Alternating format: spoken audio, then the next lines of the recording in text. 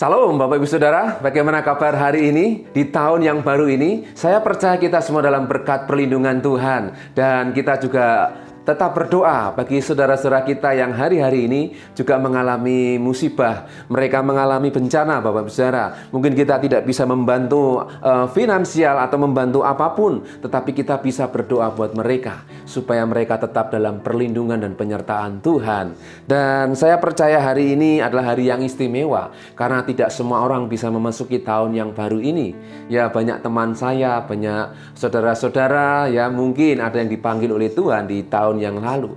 Dan tahun ini adalah tahun pengharapan, di mana kita memiliki harapan bahwa kita dipakai oleh Tuhan, dipanggil oleh Tuhan, dipilih oleh Tuhan menjadi imamat yang rajani, bangsa yang dikuduskan, umat kesayangan Tuhan sendiri. Amin. Ya, seringkali kita mengalami masa-masa susah, masa-masa tidak berdaya, karena kita lupa kita mengandalkan kekuatan kita.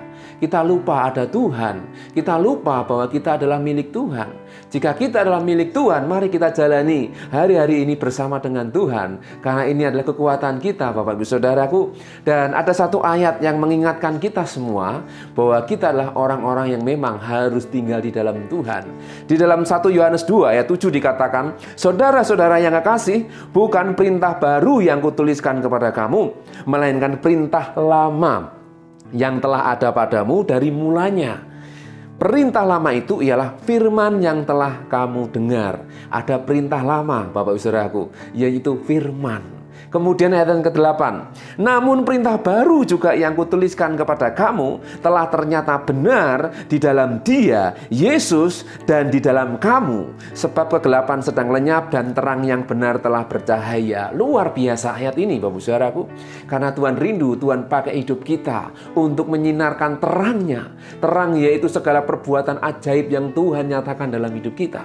Untuk kita melakukannya, yaitu firman Tuhan. Perintah yang lama, firman Tuhan. Perintah yang baru, yaitu kita hidupi firman Tuhan.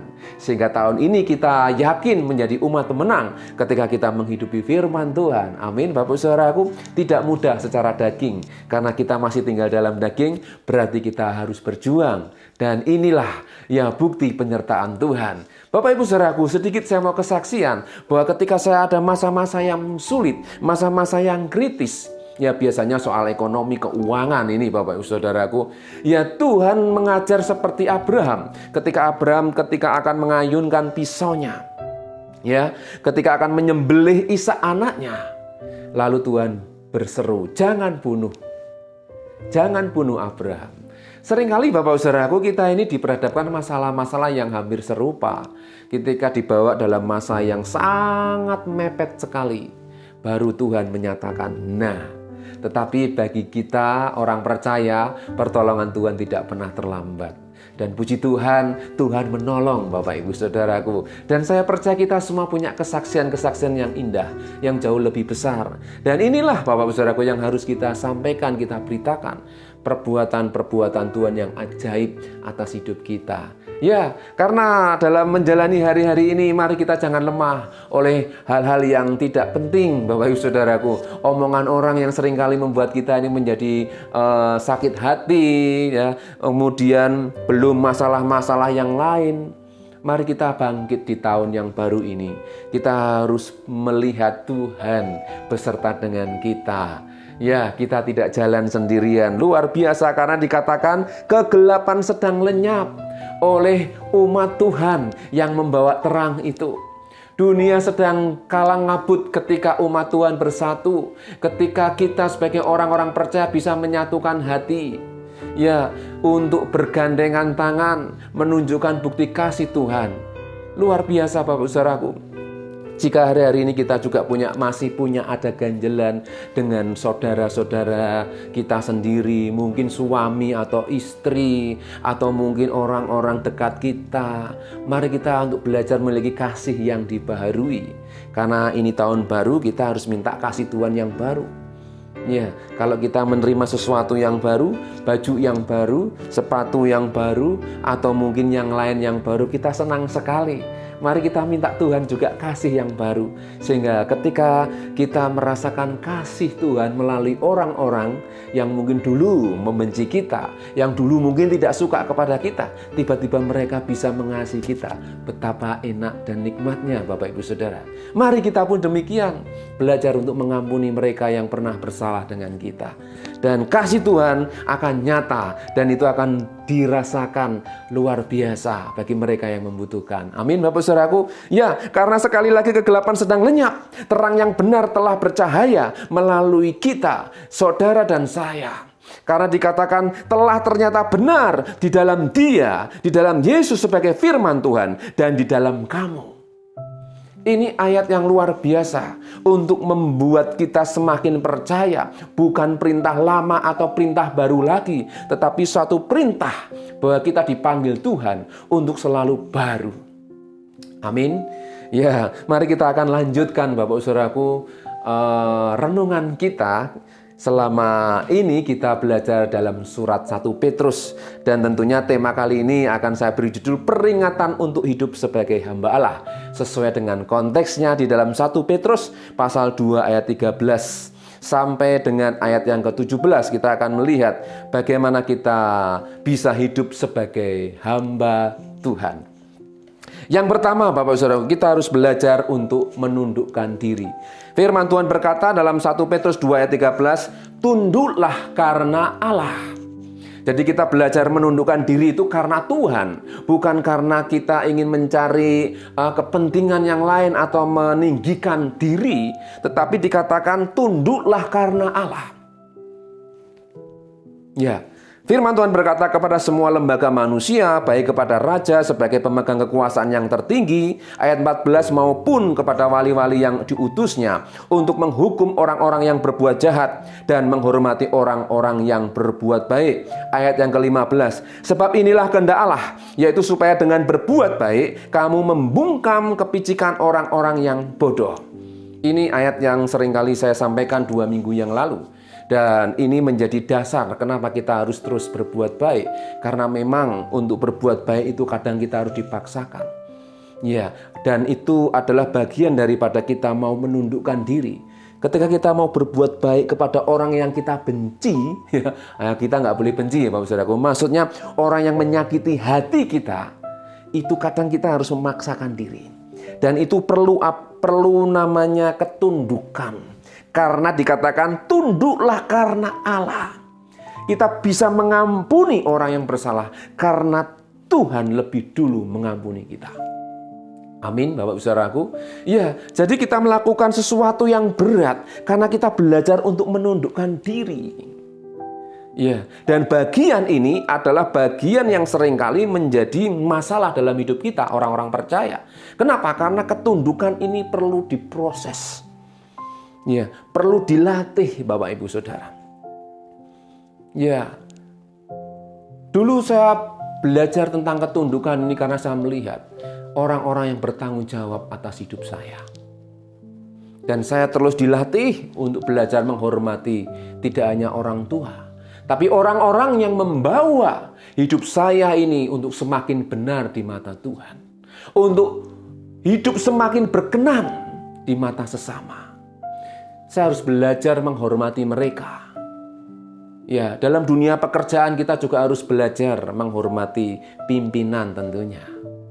Hubungan tidak bisa lepas dari struktur Bapak Ibu Saudara antara atasan dan bawahan.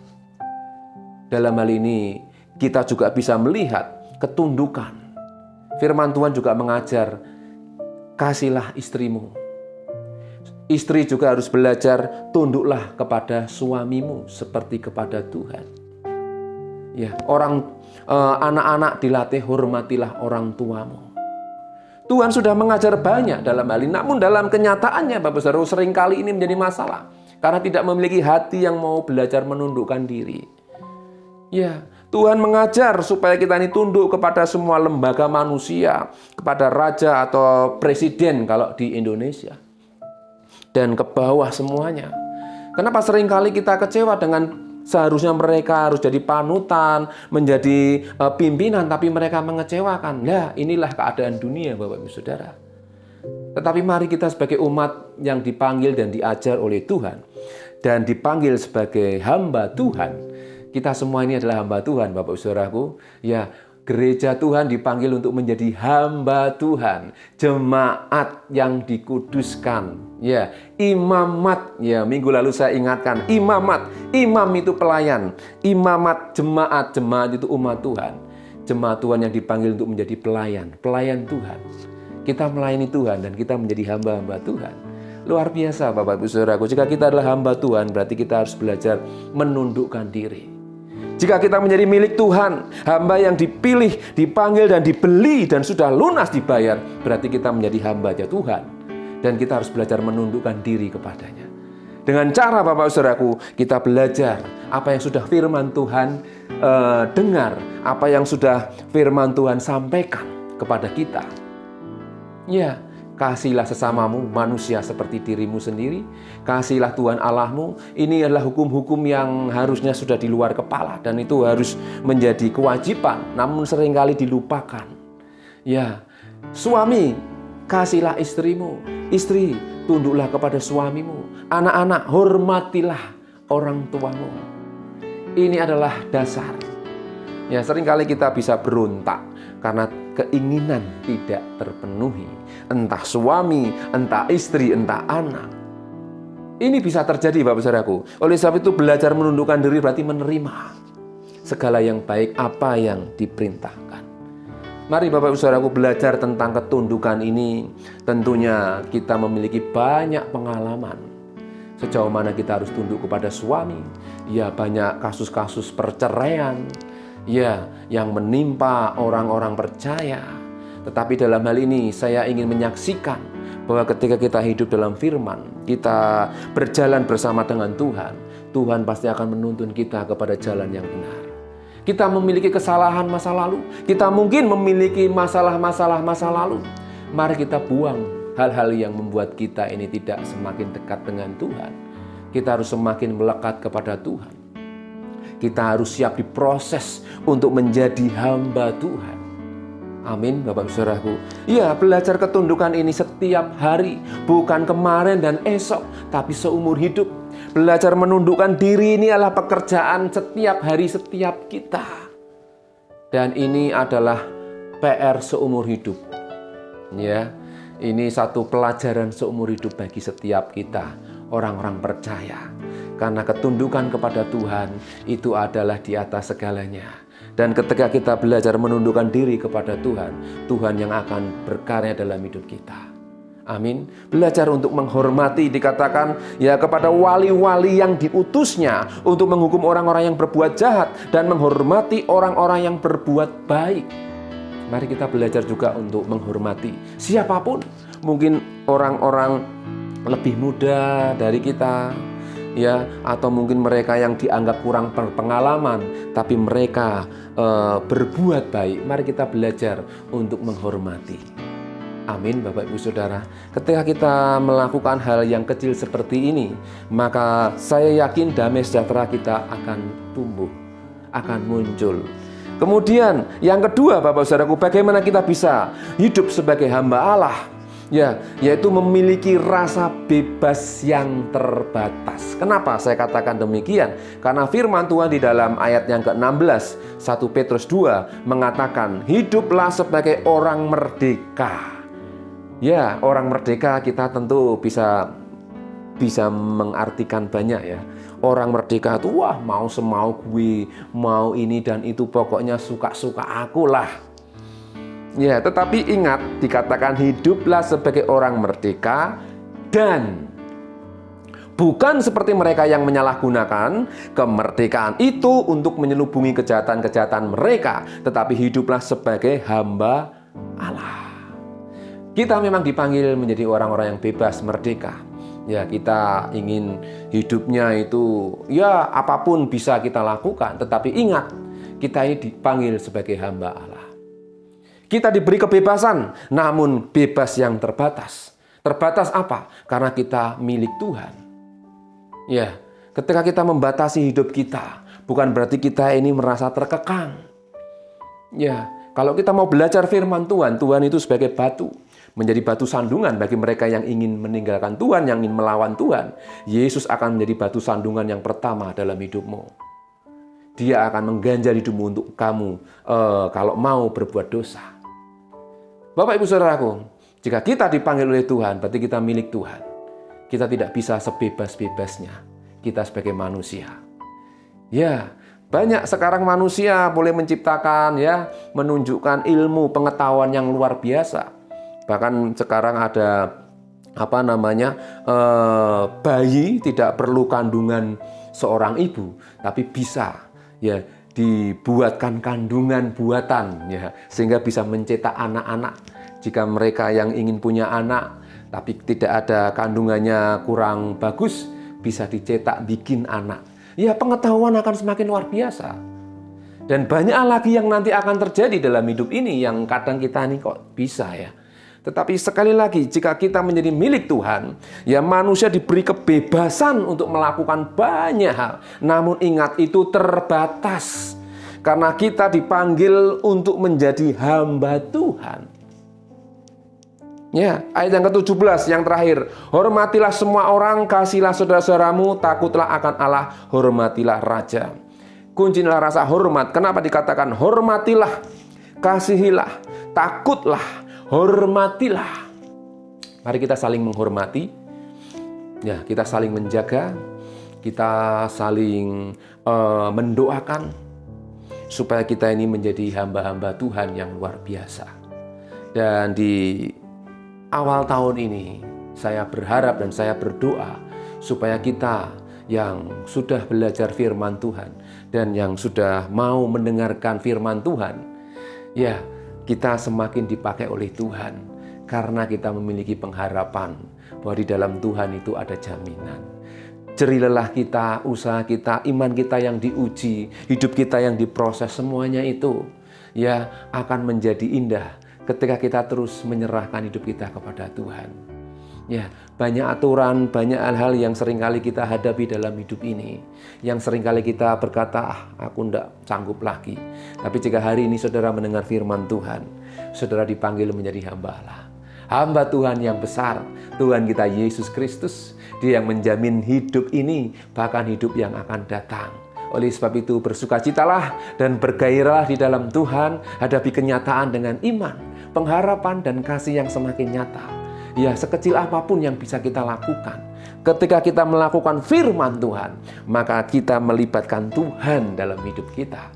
Kita tidak berjalan sendirian, tapi kita disertai oleh Tuhan. Karena Dia berjanji, aku menyertaimu sampai kesudahan zaman. Dan ini adalah kesempatan kita. Jika kita masih diberi hidup sampai hari ini, mari kita berjuang bersama-sama, Bapak Ibu Saudaraku. Ya, kita raih hal-hal yang baik, kita kerjakan bagian kita, apa yang kita bisa. Selebihnya Tuhan yang akan melakukannya. Dan Tuhan akan melakukan lebih dari apa yang kita doakan dan bahkan yang kita pikirkan. Karena Dia akan menggenapi janjinya atas hidup kita, atas hidup saudara dan saya. Di zaman akhir ini, di tahun ini adalah tahun yang luar biasa. Amin Bapak Ibu Saudaraku, tetap semangat dan maju terus dan hadapi kenyataan bersama dengan Tuhan. Mari kita akan berdoa.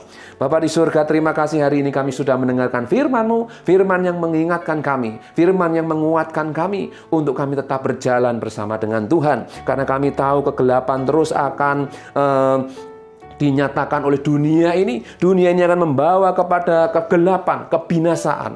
Tapi kami tahu ketika kami tinggal dalam firman-Mu, firman-Mu akan bersinar, firman-Mu akan menjadi terang, firman-Mu akan bercahaya di tengah-tengah kegelapan. Yaitu hidup kami, ya Tuhan, akan menyinari, dan pribadi-Mu lah yang ada dalam hidup kami. Firman yang ada dalam hidup kami menjadi bukti bahwa Engkau menyertai kami. Berkati kami semua yang sudah mendengarkan firman-Mu, kuatkan dan teguhkan hati mereka menghadapi masa yang akan datang.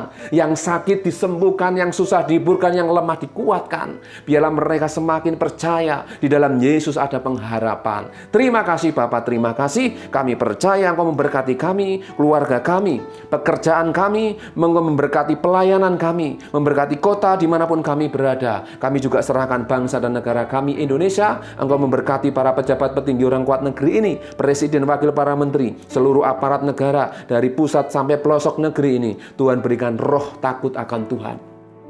Pulihkan negeri ini.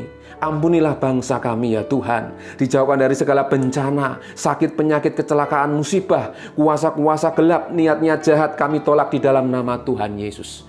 Engkau memberkati dengan sukacitamu. Surga Engkau nyatakan atas bangsa kami.